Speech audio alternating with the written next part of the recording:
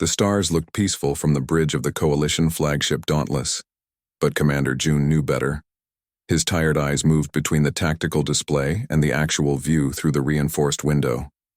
Out there, among those distant points of light, something terrible was coming. "Status report," June said, his voice calmer than he felt. Lieutenant Minji looked up from her station. Her uniform was wrinkled from 3 days without rest. "The outer defense line has gone silent, sir. All 53 ships." No one on the bridge gasped. They were too tired for shock now. This had been happening for months, as the entity known. Has the Sovereign cut through their defenses like they were made of paper? "How long until it reaches our position?" June asked. 4 hours at its current speed," Minji answered. June nodded and walked to the large display at the center of the bridge. It showed the remains of humanity's once proud space fleet. 300 ships had become 200, then 100, and now just 37. The Orion blockade was their last real defense before Earth. "Admiral Song is requesting to speak with you," the communications officer said. June straightened his uniform. "Put her through." The large screen changed to show Admiral Song's face. Her eyes were as tired as his. "Commander June, I'll be brief. Earth Central Command has reviewed your proposal for a direct attack on the Sovereign." She paused. "They've approved it." June felt the weight of those words. His plan was dangerous, perhaps even foolish, but doing nothing meant certain defeat. "Thank you, Admiral. We'll begin preparations immediately." "June," she said, her official tone dropping for just a moment. "This thing has destroyed every fleet from here to the Andromeda Gap. Make sure this works." The screen went dark. June turned to his crew. "Sound battle stations. All officers report to the tactical room in 10 minutes. The red alert siren began to wail throughout the ship. In the tactical room, June stood before the ship. Captains and senior officers. Some joined through secure video links from their vessels. "The Sovereign will reach our position in under 4 hours, June began. "Every conventional attack has failed against it, so we're going to try something new." He pressed a button, and a hologram appeared showing a massive ship unlike anything humans had built. It was long and smooth, with strange angles that seemed to shift when you looked at them too long. The Sovereign. This entity has existed for at least 300 years. It has destroyed 17 known civilizations. It appears to learn from each encounter, adapting to weapons used against it. Lieutenant Minji stepped forward. "Our plan is to use this adaptive nature against it. We will attack in waves, each using different weapon systems." The hologram changed, to show the Coalition fleet splitting into 5 groups. "Group 1 will attack with conventional weapons," she continued. "Group 2 will follow with electromagnetic pulse weapons. Group 3 will use gravity distortion. Group 4 will deploy the experimental quantum disruptors. And Group 5 will execute the final attack using all systems simultaneously," June finished. "The theory is that the Sovereign cannot adapt to multiple attack patterns at once." Captain Han, commander of the heavy cruiser Steadfast, spoke up. "We've tried combined attacks before. What makes this different?" "Timing and scale," June answered. "The attacks will happen exactly 43 seconds apart. Our scientists believe this is faster than the Sovereign's adaptation cycle." The room fell quiet as everyone considered the plan. "Questions?" June asked. An older officer raised his hand.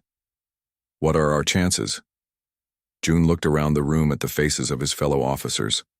They deserved the truth. "Based on previous encounters, less than 20%. But if we do nothing, our chances are 0. 3 hours later, the Coalition fleet moved into position. From his command chair, June watched as the tactical display updated. The Sovereign was now visible even to the naked eye, a dark shape against the stars, moving with terrible purpose. "All ships report ready, sir," Minji said. June nodded. "Open a channel to the fleet." When the channel was open, he spoke clearly. "This is Commander June. Today we face an enemy that has never known defeat. It has torn through the defenses of civilizations far more advanced than our own. It has shown no mercy, and no signs of communication or reason." He paused, choosing his next words carefully. But today, it faces humanity. We may not be the strongest species in the galaxy. We may not have the most advanced technology, but we have something the Sovereign has never encountered before: the unbreakable human spirit. On his screen, he could see crew members on other ships listening. Follow the plan, trust your training, and know that whatever happens today, Earth remembers your courage. June out. He turned to Minji. Begin countdown for Group 1 attack. The minutes ticked by with painful slowness. On the main screen, they could see the Sovereign growing larger. It really was massive, at least 20 times the size of the Dauntless. Group 1 in position, Minji reported. Firing in 3, 2, 1. The darkness of space lit up as 40 ships fired their main weapons at once.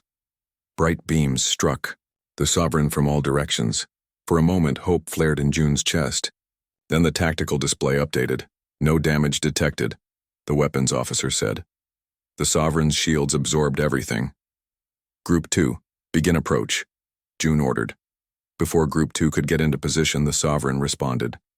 Beams of intense blue energy shot out from its hull, striking 3 coalition ships. They exploded instantly. It's targeting our command vessels, Minji shouted. Group 2, continue as planned, June ordered, trying to keep his voice steady. The next, Wave attacked with electromagnetic pulse weapons. For a brief moment, the Sovereign's movement seemed to slow. We're registering a power fluctuation in its shields, the science officer reported. Then just as quickly, the Sovereign adapted. Its surface seemed to ripple, and the pulses stopped having any effect. Group 3, move in, June commanded. The gravity distortion weapons created visible warps in space around the Sovereign. 2 smaller structures on its hull broke off and drifted away. We're damaging it, someone shouted. The celebration was short-lived. The Sovereign fired again, this time with weapons they hadn't seen before. 5 more coalition ships vanished in balls of light. Group 4, deploy quantum disruptors now, June ordered. The experimental weapons fired, creating strange tears in the fabric of space itself. The Sovereign actually paused its advance. Is it working? June asked. Before anyone could answer, the Sovereign began to glow with a purple light. The quantum disruption field collapsed. Group 5, all remaining ships, fire everything you have, June shouted. The coalition threw everything at the Sovereign: missiles, energy weapons, gravity distortions, quantum disruptors, all at once. The space around the massive ship became a chaos of destructive energy. When the attacks finished and the view cleared, the Sovereign remained undamaged. It adapted to everything, Minji said quietly. Simultaneously, the Sovereign resumed its advance, moving straight toward the Dauntless. Its weapon systems began to glow. Evasive maneuvers, June ordered, but he knew it was too late. Their best plan had failed. The Sovereign had lived up to its reputation. It truly was unstoppable. As his ship rocked from the first hit, June made a decision. Send a message to Earth Central Command, he told Minji. Tell them we need a new approach. Fighting this thing head-on isn't working. And sir? Minji asked. What do we do now? June looked at the tactical display, at the few remaining coalition ships. We buy time, he said. As much as we can. Outside, the unstoppable force continued its advance toward Earth. Dr. Taewoo walked quickly through the crowded hallways of Luna Base. People rushed around him, their faces filled with fear. News of the failed attack against the Sovereign had reached Earth's moon just hours ago. Everyone knew what it meant. The last major defense before Earth was gone. Taewoo ignored the chaos. His mind was focused on reaching his laboratory. After 20 years of studying artifacts from ancient civilizations, he believed he finally understood something important about the Sovereign, something nobody else had noticed. The guards at the entrance to the research wing recognized him and stepped aside. Inside his laboratory, Taewoo found exactly what he expected. Military officials going through his research. Dr. Taewoo, said General Kim, looking up from a stack of papers. We were just about to call for you. Taewoo placed his bag on a table. I assume you're here because of the Sovereign. What's left of our fleet is retreating to Earth, the general said. We have 3 days, maybe 4 before it arrives. Earth Central Command is exploring all options. Even the options of a foolish old scholar? Tae-woo asked. The general's face showed no amusement. Your message claimed you have insight into the sovereign that could help us. Normally I wouldn't be here, but normal ended when we lost half our fleet yesterday. Tae-woo nodded and moved to his computer. I need to show you something. He pulled up a series of images on the large screen.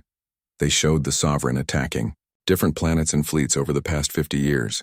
Everyone focuses on its weapons and shields, Tae-woo said. But look at what happens before it destroys each target. He zoomed in on several images. In each one, small objects could be seen moving from the destroyed ships to the sovereign. It's collecting things, said a woman's voice from the doorway. Tae-woo turned to see Bora, the head of Coalition Intelligence, walking into the room. Her sharp eyes were fixed on the screen. Exactly, Tae-woo said. It's not just destroying, it's harvesting technology before elimination. General Kim frowned. We already know it takes resources. Many weapon systems do. Not like this, Tae-woo insisted. I've analyzed attack patterns from 17 different encounters. It systematically collects specific technological components. It's selective, purposeful. Bora moved closer to the screen. What kinds of components? Data storage systems, communication arrays, cultural archives. Tae-woo switched to a new set of images. And there's more. Look at these attack patterns. The screen showed maps of various solar systems, with red lines marking the sovereign's path.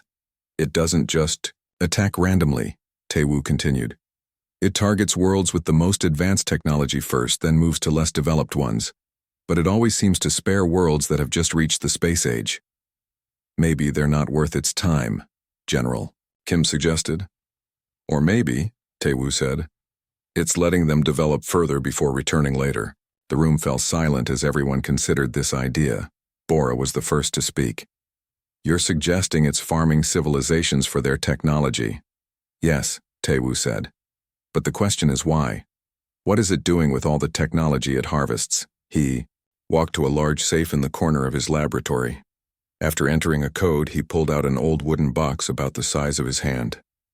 This is why I called you here, he said, placing the box carefully on the table.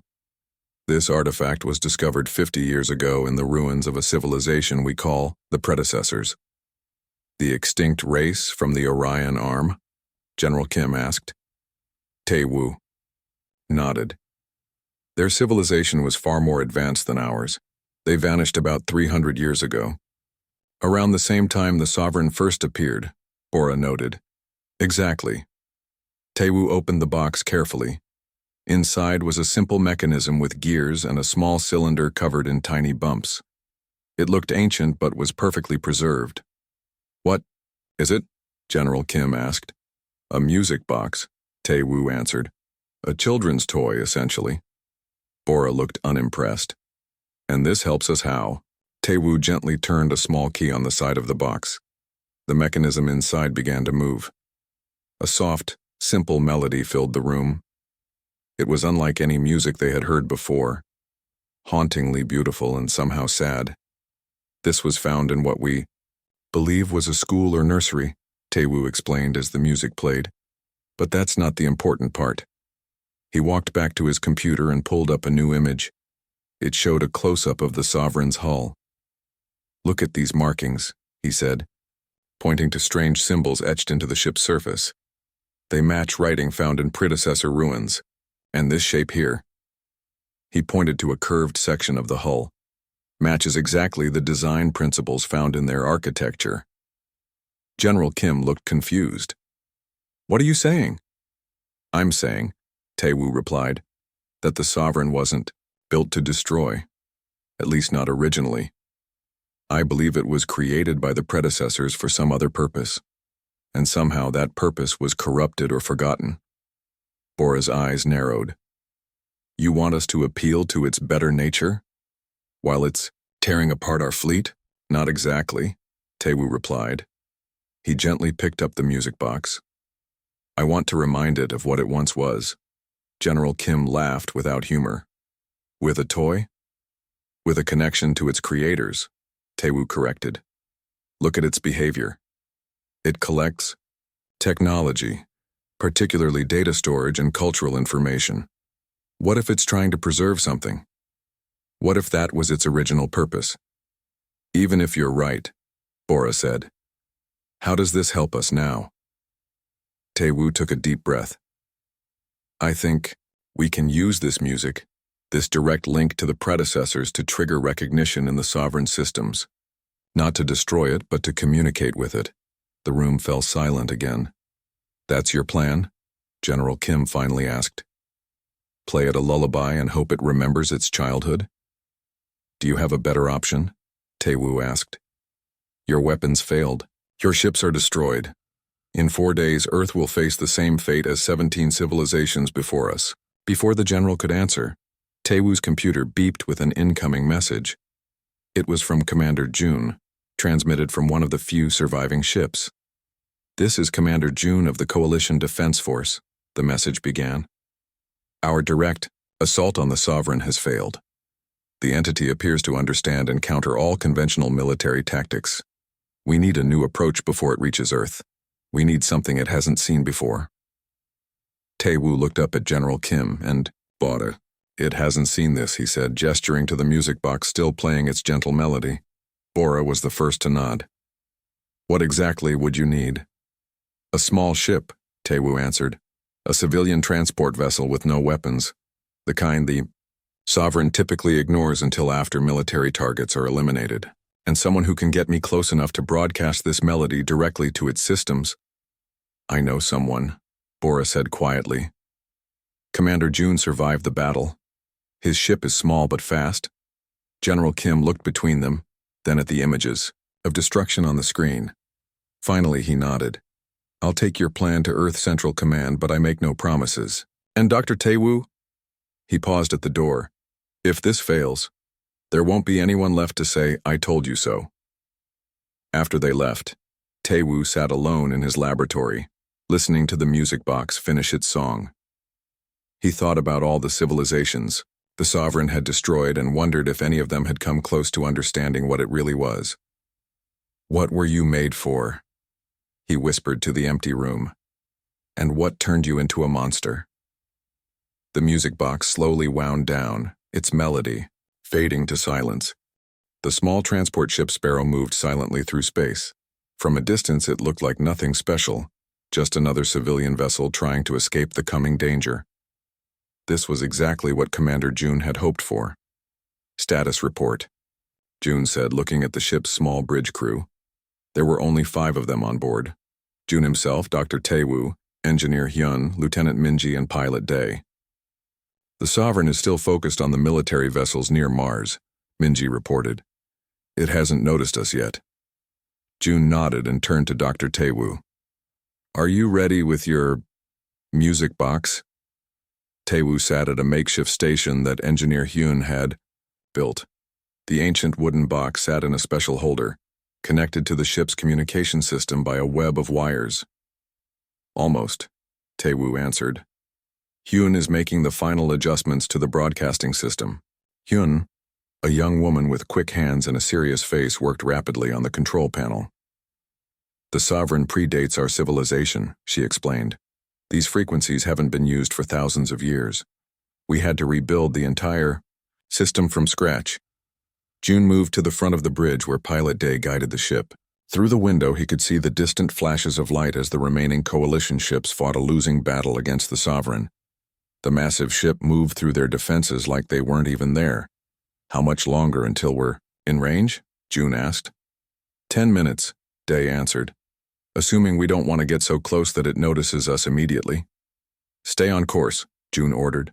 Remember, we need to appear non-threatening. Just another refugee ship trying to escape. Return to the center of the bridge. This plan was madness. His military training told him so. But after watching the Sovereign tear apart the best fleet humanity had ever built, he was willing to try anything. Tell me again why you think this will work, June said to Tae-woo. The scholar looked up from his work. The Sovereign shows signs of being a creation of the predecessors. Its attack pattern suggests it's not just destroying, it's collecting. Specifically, it collects cultural and technological data before destroying the civilizations it encounters. Like a museum that kills its donors, Minji said. Tae-woo nodded. Exactly. I believe it was originally created as some kind of preservation device. The music from this box comes directly from the predecessors. If anything can trigger recognition in its systems, this will. And if it doesn't? June asked. Tae-woo looked him in the eye. Then we die a few hours before everyone else. A tense silence fell over the bridge. Through the window, they could see that the battle near Mars was ending. The Sovereign had destroyed almost all of the remaining coalition ships. 5 minutes to optimal broadcasting range, Day reported. Engineer Hyun stood up from her console. The system is ready. We can broadcast the music on the ancient frequencies now. June looked at the tactical display. Most of the military ships were gone. Soon, the Sovereign would turn its attention toward Earth and possibly notice their small vessel. Dr. Tae-woo, prepare to broadcast, June ordered. Everyone else be ready for rapid evasion if this doesn't work. Tae-woo carefully turned the small key on the side of the music box. The mechanism inside began to move, producing the gentle melody they had heard in his laboratory. Hyun adjusted controls on her panel, amplifying the sound and converting it to the ancient broadcast frequency. Broadcasting now, she announced. Through the ship's speakers, they could hear the haunting melody. It was simple yet somehow powerful, like a song remembered from a dream. Anything? June asked after a moment. Minji checked her instruments. No response. The Sovereign is still engaged with the last 2 military vessels. Keep broadcasting, June ordered. For 3 long minutes, they continued sending the music toward the massive warship. Nothing happened. Then suddenly, Minji straightened in her seat. Sir, the Sovereign has destroyed the last military vessel. It's adjusting course. June leaned over her shoulder to look at the tactical display. His blood went cold. It's coming straight for us, he said. Through the front window, they could now see the Sovereign clearly. It was enormous, a dark shape against the stars, moving with terrible purpose directly toward their tiny ship. It noticed us, Day said, his hands tightening on the ship's controls. Should I attempt evasive maneuvers? June hesitated. Running might trigger an immediate attack. Staying put might do the same. Dr. Tae-woo? He asked. The scholar was staring at the approaching warship, his face pale but determined. Continue broadcasting. Increase the signal strength if possible. Do it, June ordered. Hyun adjusted the controls. Signal at maximum strength. The melody played louder through the ship's systems. The Sovereign continued its approach. It's scanning us, Minji reported, her voice tight with fear. Its weapon systems are active. On the tactical display, they could see the Sovereign's weapon ports beginning to glow with energy. It was preparing to fire. Evasive action, June shouted. Day yanked the controls, and the Sparrow lurched to the side. But they all knew it was pointless. Nothing could outrun the Sovereign once it had chosen a target. Wait, Tae-woo suddenly shouted. Look. Through the window, they could see the Sovereign had stopped its approach. The glow from its weapon ports faded. What's happening? June asked. I don't know, Minji answered, checking her instruments. It's just sitting there. For 30 seconds, nothing happened. The Sovereign remained motionless in space. The music box continued to play its gentle melody. Then, without warning, the massive ship began to move again, not toward them, but to the side, as if examining their small vessel from a different angle. It's curious, Tae-woo whispered. It recognizes something. Sir, Minji said, her voice filled with surprise. The Sovereign is broadcasting something back to us. What is it? June asked. It's not a weapon signature, she answered. It's data. Massive amounts of data, on the same frequency we're using to broadcast the music. Hyun moved quickly to her console. I'm trying to capture it, but there's so much. It would take years to download it all. Focus on the first packets, Tae-woo suggested. They might tell us what the rest contains. For several tense minutes, Hyun worked at her console while the others watched the Sovereign. The massive ship continued to hang in space, neither attacking nor moving away. Finally, Hyun looked up, her eyes wide with amazement. "It's cultural data," she said. "Art, music, literature, from dozens of civilizations, including some we've never encountered." "The civilizations it destroyed," Taewoo said. "It kept their cultural achievements." "But why?" June asked. "Why destroy them and preserve their culture?" Before anyone could answer, the Sovereign moved, again. This time it extended a long, thin structure from its hull, pointing it directly at their ship. "Is that a weapon?"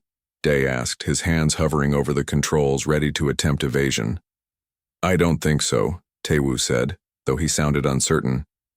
"It doesn't match any weapon signature we've seen it use before." The structure began to glow with a soft blue light. "It's scanning us," Minji reported. "Very detailed scans.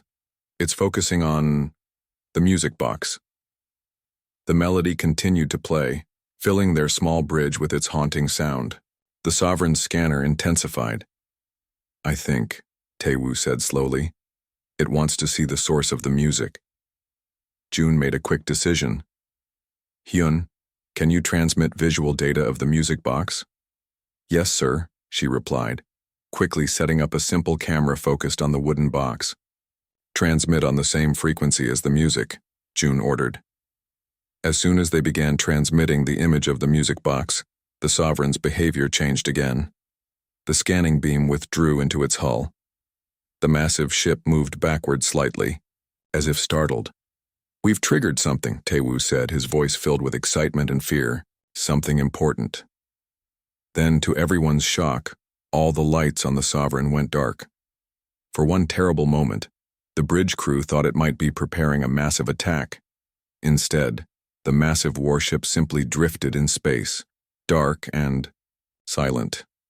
"Is it dead?" Day asked. "I don't think so," Taewoo answered. "I think it's remembering." 27 minutes passed in complete silence. The crew of the Sparrow barely moved, barely breathed. Through the front window they could see the Sovereign, dark and motionless in space. The music box continued to play its gentle melody, over and over. "Should we try to leave?"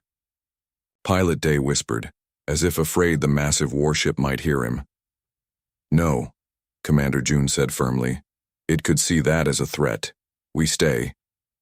Lieutenant Minji checked her instruments again. "Still no energy readings from its weapon systems, but I'm detecting some activity deep within its hull." Dr. Taewoo leaned forward, his eyes fixed on the Sovereign. "It's processing, comparing the music to its memory banks." "How long will that take?" June asked. "I don't know," Taewoo admitted. "We're talking about a machine that's existed for centuries. Its memory systems must be enormous." Engineer Hyun looked up from her console. "The data it transmitted to us before going dark, I've managed to decode a small portion." Everyone turned to her. "What does it contain?" June asked. "Cultural records," she answered, her voice filled with wonder. "Art, music, scientific achievements, from dozens of civilizations. Some of them disappeared hundreds of years ago." "The civilizations it destroyed," Minji said quietly. "Yes," Hyun agreed. "But the records are complete, as if it wanted to preserve everything about them." Taewoo nodded. "That supports my theory. The Sovereign was built to preserve, not destroy. Something corrupted its original purpose." June was about to respond when Minji suddenly straightened in her seat. "Movement!" she called out.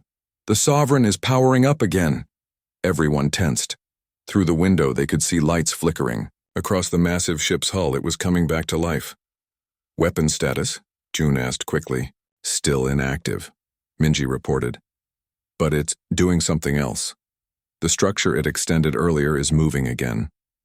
The long, thin structure that had scanned them before was extending from the Sovereign's hull once more. But this time, it didn't point at their ship.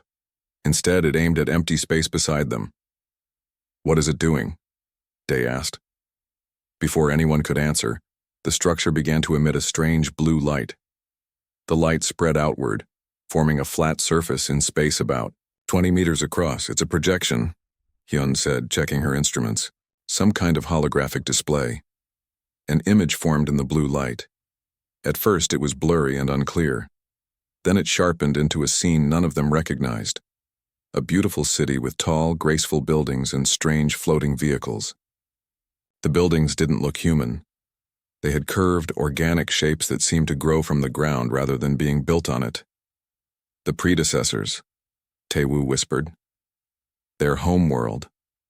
The image changed, showing the same city, but now damaged. Buildings were falling. The sky was dark with smoke. People, humanoid but clearly not human, rushed through the streets in panic. A disaster, June said, or a war. The scene shifted again. Now it showed a large chamber filled with advanced technology. In the center stood a ship, smaller but recognizably the early form of the Sovereign. Its creation, Taewoo said, his voice hushed with awe. They watched as the predecessor scientists worked on the ship, loading it with data crystals and activating its systems. Text appeared beside the image, strange symbols that none of them could read. It's telling its story, Hyun realized. The projection showed the Sovereign launching into space as the planet below it burned. It traveled for what seemed like years, through the void, eventually approaching another world with another advanced civilization. But then something happened. The projection flickered, showing damage to the Sovereign as it passed through some kind of energy storm in space. When it reached the new world, instead of making peaceful contact, it attacked, harvesting technology and data before destroying the planet's inhabitants. The corruption, Taewoo said. It was damaged and its prime directive was altered. The projection continued, showing world after world meeting the same fate. The Sovereign moved through the galaxy, collecting and destroying, collecting and destroying. An unstoppable force of preservation through annihilation. Finally, the projection showed their own small ship, playing the music box melody. The Sovereign approaching, preparing to attack. Then recognition, confusion, and shutdown. The projection faded away. The structure retracted back into the Sovereign's hull. For a long moment, no one spoke. The music box continued its gentle song in the silence. Then Minji's console beeped. "It's broadcasting again," she said. "Different frequency this time." Hyun quickly adjusted their receiving equipment. "I've got it, it's simpler data, almost like..." A sound came through the ship's speakers. It wasn't the music box melody, but it was similar, like a response to the song they were playing. "A counter melody. It's communicating," Taewoo said, his eyes wide. "Not with words, but with music." "Can we respond?" June asked. Hyun thought for a moment. "Maybe. If we alter the melody slightly." She made adjustments to their broadcasting system, changing the notes of the music box song while keeping its basic structure. The altered melody played out into space. Almost immediately, the Sovereign responded with another variation. Back and forth they went, the melodies becoming more complex, more meaningful. "This is incredible," Taewoo said.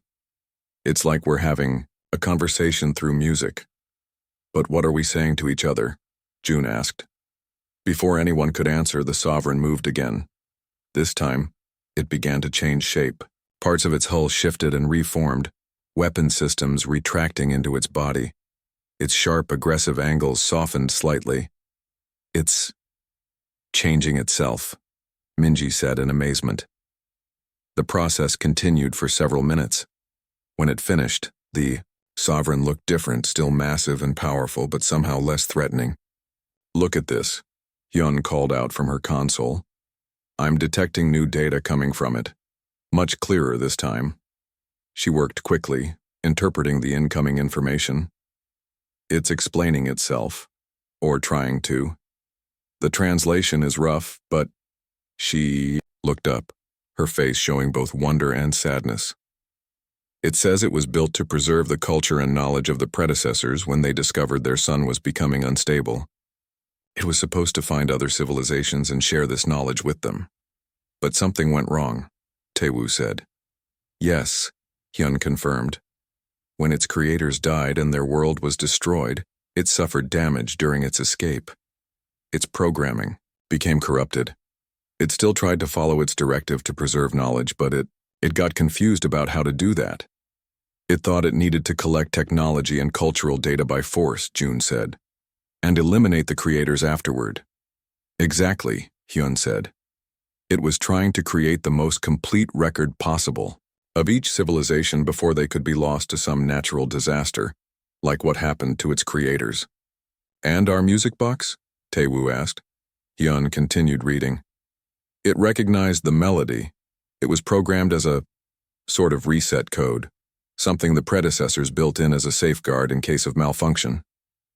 The music box wound down, its song fading to silence. For a moment, everyone held their breath, afraid the sovereign might revert to its destructive behavior. Instead, the massive ship sent a new signal, a perfect reproduction of the music box melody. It remembered, Taewoo said softly. After all this time, it remembered what it was supposed to be. Through the window they watched as the sovereign's lights pulsed gently in time with the melody it was broadcasting. It was no longer the unstoppable force of destruction that had terrorized the galaxy for centuries. What do we do now? Day asked.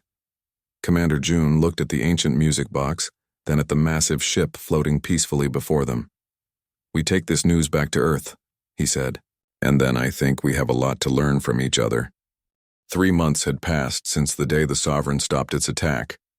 Commander June stood at the observation deck of the International Space Station and looked out at the massive ship that now orbited Earth at a respectful distance. Even after all this time, the sight of it still made his heart beat faster. Still hard to believe, isn't it? Dr. Taewoo said, coming to stand beside him. June nodded. 3 months ago we were ready for the end of everything. Now we're building the largest cultural exchange program in human history. Below them, Earth continued its peaceful spin. The planet had changed in these 3 months.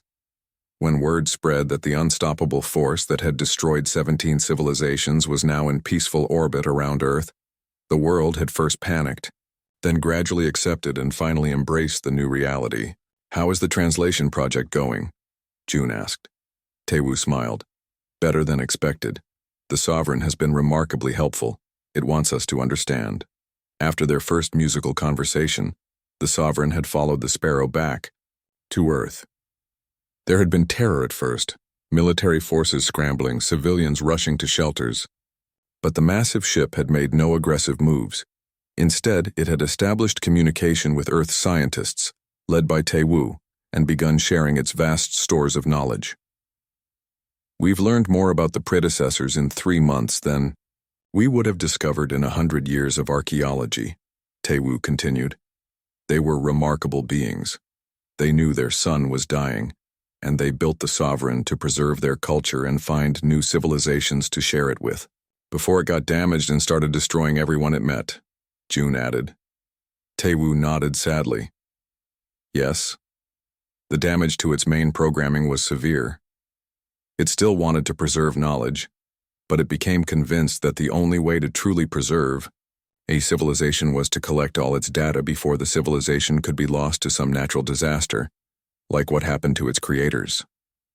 And so it became the disaster itself, June said. Engineer Hyun joined them at the window.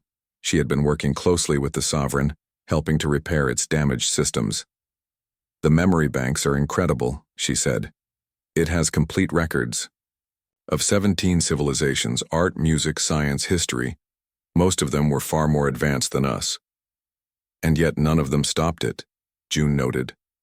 None of them had a music box, Taewoo said with a small smile. None of them had that direct connection to the predecessors that could trigger its reset protocol. A soft beeping sound came from Hyun's tablet. She checked it and nodded to the others. It's time for the meeting, she said. The council is waiting. Together, they walked through the space station to the newly built communications center. Inside, representatives from Earth's nations sat around a large table. At the head of the table was a special display screen connected directly to the Sovereign. The upper screen flickered to life as they entered. It showed not text or video, but a pattern of light and color that shifted and changed. This was how the Sovereign chose to represent itself now, not as the threatening warship, but as a visual display of its thoughts and processes. Admiral Song, who had become Earth's main representative to the Sovereign, stood as they entered. Dr. Tae-woo, Commander Jun, Engineer Hyun, thank you for joining us. We were just discussing the next phase of the knowledge exchange. Jun took his seat while Tae-woo prepared his presentation. The scientist had become something of a celebrity. In the past months, the man who had stopped the unstoppable with a children's toy. As you all know, Tae-woo began, the Sovereign has been sharing technological and cultural information from both the predecessors and the other civilizations it encountered. Today we want to discuss what we should share in return. The screen pulsed with light and a translation appeared below it. We wish to learn about humanity. Your music revealed a pattern unique among the civilizations I have encountered. Admiral Song nodded. We've prepared a package of cultural and scientific information as a starting point. But we have a question first. The screen shifted colors. I will answer. The civilizations you collected from, Song said carefully. Is there any way to restore them? To use their knowledge to bring them back? The screen dimmed slightly. Their physical existence was terminated. Their knowledge and cultural achievements remain preserved in my memory banks. But they cannot be restored as they were. A somber mood fell over the room. The Sovereign, even in its reformed state, was a reminder of terrible loss. The screen brightened again. However, their wisdom can live again through you. Their achievements can benefit. New civilizations. This was my original purpose. And what is your purpose now? Jun asked. It was a question many had wondered, but few had dared to ask directly. The display shifted through several patterns before settling on a gentle wave of blue and green. My primary directive has been restored. Preserve and share knowledge, no longer through destruction, but through cooperation. Tae-woo nodded and continued his presentation. We propose creating a shared database, information from Earth's cultures, alongside what the Sovereign has preserved from other worlds. A true galactic library. The screen pulsed with approval. This aligns with my purpose. As the meeting continued, Jun found his mind wandering back to that moment 3 months ago. The small ship, the music box, the massive warship that had frozen. At the sound of a simple melody, how close they had come to destruction. How lucky they had been. After the meeting, Jun, Tae-woo, and Hyun returned to the observation deck. The Sovereign was now glowing softly in Earth's shadow, its hull reflecting the distant sunlight. What happens next? Jun asked. It's still the most powerful weapon in known space. Just because it remembers its original purpose now doesn't mean it can't forget again. Tae-woo held up a small object, the music box. That's why we keep this safe. And why we've created copies of it to store in secure locations around the world. A failsafe, Hyun added.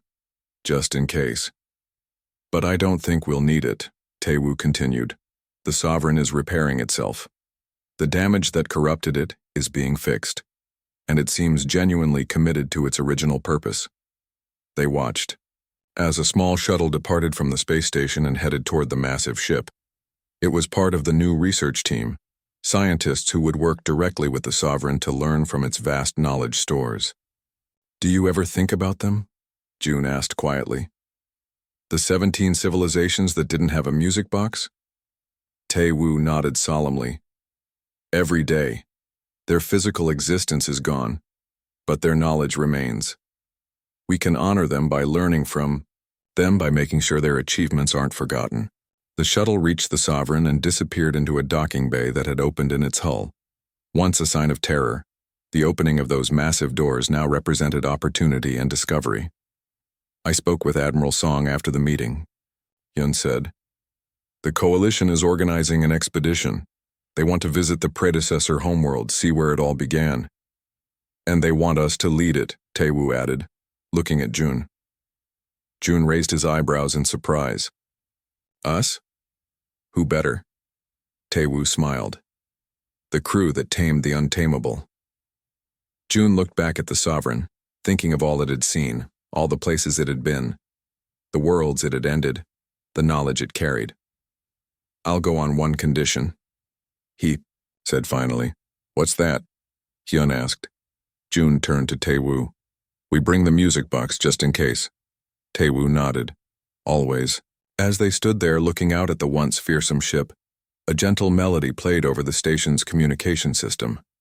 It was the song from the music box, the same song that had stopped the Sovereign's rampage.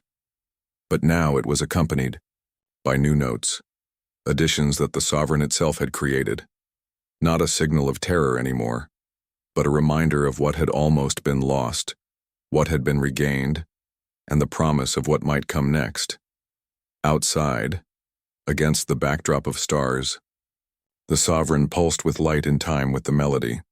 A guardian now, not a destroyer. A preserver of knowledge rather than an ender of worlds. And somewhere in the quiet chambers of the massive ship, among the countless memory banks filled with the achievements of lost civilizations, there was a special place for a small wooden box and the simple tune that had awakened its memory.